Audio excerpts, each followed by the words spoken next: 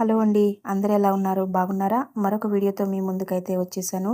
ఈరోజు ఎంఎన్ బెడ్సీ వ్లాగ్స్‌లో మీకోసం టమాటా నిల్వ పచ్చడి ఎలా చేసుకోవాలనేది చూపించేస్తున్నాము. వీడియో ఎక్కడ స్కిప్ చేయకుండా చివరి వరకు చూసేయండి. ఇందులో యూజ్ చేసిన ప్రతీదీ కూడా క్వాంటిటీని డిస్క్రిప్షన్‌లో అయితే మెన్షన్ చేస్తాను. డిస్క్రిప్షన్‌ని ఫాలో అయిపోతే మీరు చక్కగా నిల్వ పచ్చడి అనేది మేక్ చేసుకోవచ్చు. సో, ఫస్ట్ టైం నా ఛానల్‌ని ఎవరైనా చూస్తున్నారంటే తప్పకుండా సబ్స్క్రైబ్ చేసుకోవడం మాత్రం మర్చిపోకండి. అలాగే మీరు వీడియో చివరి వరకు చూసి వీడియో ఎలా అనిపించింది అనేది కూడా తప్పకుండా కామెంట్ బాక్స్‌లో కామెంట్ చేయండి. ఇప్పుడు ప్రాసెస్‌లోకి అయితే వెళ్ళిపోదాము. మంచిగా ఉన్న టమాటాలను తెచ్చుకుని టమాటాలు క్లీన్ చేసి క్లాత్‌తో శుభ్రంగా తడి లేకుండా క్లీన్ చేసి ఫ్యాన్ కింద ఆరబెట్టి ఇలాగ ముక్కల కింద కట్ చేసుకోవాలి. అలాగే చింతపండును కూడా తీసుకోండి. నేను చూపిస్తున్న ప్రతీది కూడా క్వాంటిటీ అనేది డిస్క్రిప్షన్‌లో ఇస్తాను. మరొకసారి మీకు చెప్తున్నాను. డిస్క్రిప్షన్‌లో చూసుకుంటే మీకు ఈజీగా అర్థమైపోతుంది. ఇప్పుడు స్టవ్ వెలిగించి ప్యాన్ పెట్టుకుని అందులో కొన్ని మెంతులు యాడ్ చేసుకుని వాటిని దోరగా ఫ్రై చేసుకోండి. అలాగే ఇందులో ఆవాలు కూడా యాడ్ చేసేసుకుని ఈ ఆవాలను కూడా మంచిగా ఫ్రై చేసేసుకోవాలి. ఇవన్నీ ఫ్రై చేస్తున్నప్పుడు సిమ్‌లో పెట్టి ఫ్రై చేసుకుంటేనే మంచిగా లోపల వరకు కుక్ అవుతాయి.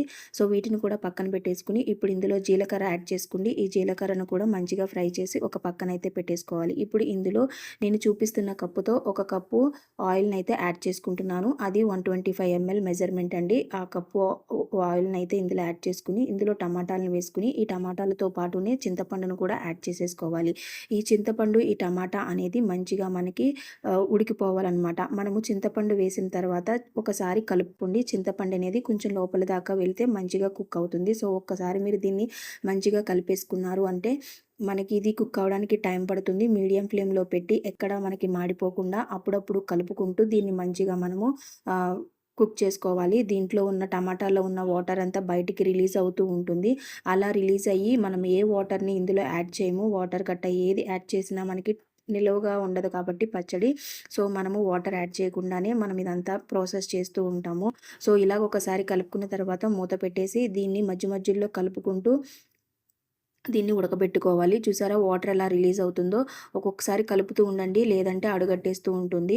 సో, కలుపుకుంటూనే ఉండాలి. ఇప్పుడు ఇంతలోకి అది ఉడికేలోపు మనము ముందుగా ఫ్రై చేసుకున్న మెంతులు, జీలకర్ర, ఆవాలని మిక్సీ పట్టేసుకోవాలి. మెత్తగా పౌడర్‌లా మిక్సీ పట్టేసుకొని ఒక బౌల్‌లోకి తీసేసుకోండి. ఇప్పుడు ఇందులోనే మనం వెల్లుల్లిపాయలు యాడ్ చేస్తాము. వాటిని కూడా చూపిస్తాను. సో, ఇప్పుడు మనకి చూసారా మంచిగా టమాటా అనేది కుక్ అయిపోయింది కదా! ఇప్పుడు ఇందులో మనము రాక్ సాల్ట్‌ని అయితే యాడ్ చేసుకుందాము. మనం ఉప్పు ఎప్పుడు యాడ్ చేసుకున్నా కొంచెం తక్కువగానే యాడ్ చేసుకోండి. సరిపోకపోతే మనకి లాస్ట్‌లో మళ్ళీ యాడ్ చేసుకోవచ్చు. ఈ రాక్ సాల్ట్ యాడ్ చేసిన తర్వాత ఒకసారి కలిపేసుకొని ఒకసారి మంచిగా దీన్ని కుక్ అవ్వనిచ్చామంటే ఈ కన్సిస్టెన్సీ అనేది వస్తుంది. ఈ కన్సిస్టెన్సీ రాగానే మనం స్టవ్ ఆపేసి పక్కన పెట్టేసుకొని దీన్ని బాగా చల్లారనివ్వాలి. ఇప్పుడు వేరొక ప్యాన్‌లో 2 కప్పుల ఆయిల్ వేసుకుని ఇంకొక పావు కప్పు ఆయిల్ అయితే యాడ్ చేసుకుని ఈ ఆయిల్ బాగా హీట్ అయిన తర్వాత సిమ్‌లో పెట్టుకుని ఇప్పుడు 2 టేబుల్ స్పూన్ దాకా మినపప్పుని యాడ్ చేసుకోండి. అలాగే 2 టేబుల్ స్పూన్ల పచ్చెనగపప్పు, 1 టేబుల్ స్పూన్ దాకా జీలకర్రనైతే యాడ్ చేసుకోవాలి. ఇవి కొంచెం ఫ్రై అయిన తర్వాత మనకి ఆయిల్ అనేది బాగా హీట్ అయ్యి ఉంటుంది కాబట్టి ఇప్పుడు మనము ఇందులో ఎండుమిరపకాయలనేవి యాడ్ చేసుకోవాలి.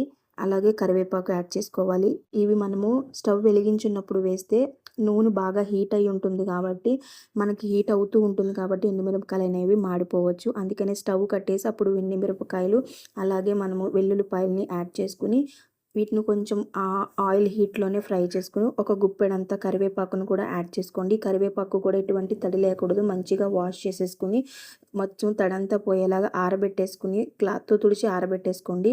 అలా చేసి ఈ పోపునైతే మనం సిద్ధం చేసుకుని పోపుని పక్కనైతే పెట్టేసుకోవాలి. ఇప్పుడు చల్లారిపోయిన ఈ టమాటా, చింతపండు మిశ్రమంలో మనము కారం ఎంత కావాలంటే అంత యాడ్ చేసుకోవాలి. క్వాంటిటీ అనేది డిస్క్రిప్షన్‌లో ఇస్తాను. ఇప్పుడు నేను తీసుకున్నది ఒక కప్పు కారం అయితే తీసుకున్నాననమాట. ఒకవేళ మీరు టేస్ట్ చూసిన తర్వాత సరిపోకపోతే మళ్ళీ కారం అనేది యాడ్ చేసుకోవచ్చు. ఇప్పుడు ఈ మిశ్రమాన్ని మిక్సీలో వేసి మంచిగా దీన్ని మెత్తగా పేస్ట్ కింద చేసేసుకోవాలి. చేసేసుకొని ఒక బౌల్‌లోకి ట్రాన్స్‌ఫర్ అయితే చేసేసుకోండి. ఇలాగ మిగతా క్వాంటిటీని అంతా చేసేసుకొని ఒక బౌల్‌లోకి ట్రాన్స్‌ఫర్ చేసేసుకున్నాను. ఇప్పుడు ముందుగానే మనము మెంతులు, జీలకర్ర పొడి వీటినన్నీ మనం మంచిగా పొడి చేసుకున్నాము కదా! అందులోనూ కొన్ని ఎల్లుల్లిపాయలు అనేవి యాడ్ చేసుకొని వాటిని ఒకసారి పల్స్ ఇచ్చి మంచిగా మిక్సీ పట్టి మొత్తం అంతటిని ఈ యొక్క టమాటా గుజ్జులోకి వేసేసుకుని మంచిగా ఒకసారి కలిపేసుకుని ఆ తర్వాత మనం ముందుగానే సిద్ధం చేసుకున్న పోపుతో ఉన్న ఆయిల్ అంతటిని ఇందులోకి ట్రాన్స్ఫర్ చేసుకోవాలి. మనం పోపుతో ఉన్న ఆయిల్ కూడా కొంచెం చల్లారిపోవాలి. చల్లారిన తర్వాతే యాడ్ చేసుకోవాలి. యాడ్ చేసేసుకుని ఒకసారి మంచిగా కలిపేసుకోండి. ఇది కలిపేసుకుంటున్నప్పుడు మనము ఒకసారి సాల్ట్ టేస్ట్ చూడండి, సరిపోకపోతే యాడ్ చేసుకోండి. కారం ఏదైనా ఇప్పుడైనా యాడ్ చేసేసుకోవచ్చు. మంచిగా యాడ్ చేసేసుకోండి.